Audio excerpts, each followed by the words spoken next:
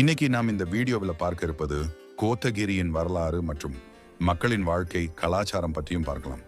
இப்பதான் நம்ம சேனலை புதுசா பக்ரீங்கன்னா சப்ஸ்கிரைப் பண்ணிட்டு பாருங்க. அப்பதான் நான் போடுற வீடியோ உடனுக்குடன் பார்க்க முடியும். சரி, வாங்க வீடியோக்குள்ள போகலாம்.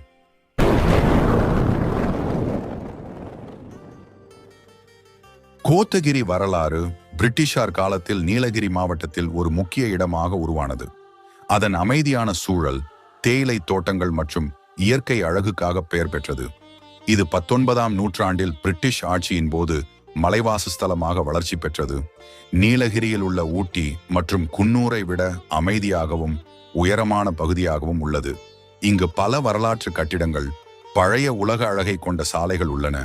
மேலும் இது உள்ளூர் பழங்குடியினரான தோடர்களின் பாரம்பரியத்தையும் கொண்டுள்ளது. வரலாற்று பின்னணி: பிரிட்டிஷ் காலம்.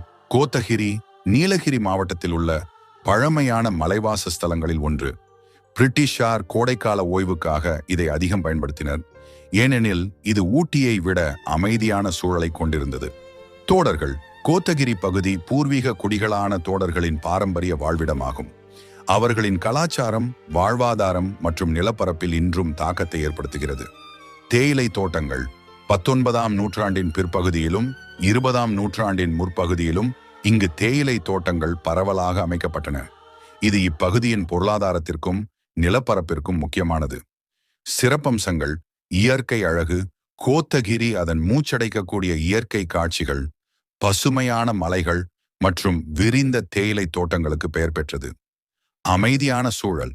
ஊட்டி, குன்னூர் போன்ற மற்ற நீலகிரி நகரங்களுடன் ஒப்பிடும்போது கோத்தகிரி மிகவும் அமைதியாகவும் கூட்டமில்லாமலும் இருக்கும். இது அமைதியை விரும்புவோருக்கு ஏற்றது. பழைய உலக அழகு. பிரிட்டிஷ் கால கட்டிடங்கள், தோட்டங்கள் மற்றும் காட்-சாலைகள் மூலம் அதன் பழைய உலக அழகை இன்றும் காணலாம். இயற்கை வரலாறு. இயற்கை வரலாற்று சங்கங்கள் போன்ற அமைப்புகள் இங்கு செயல்படுகின்றன. இது பிராந்தியத்தின் தாவரங்கள், விலங்குகள் மற்றும் சுற்றுச்சூழல் பாதுகாப்பு குறித்த விழிப்புணர்வை ஊக்குவிக்கிறது.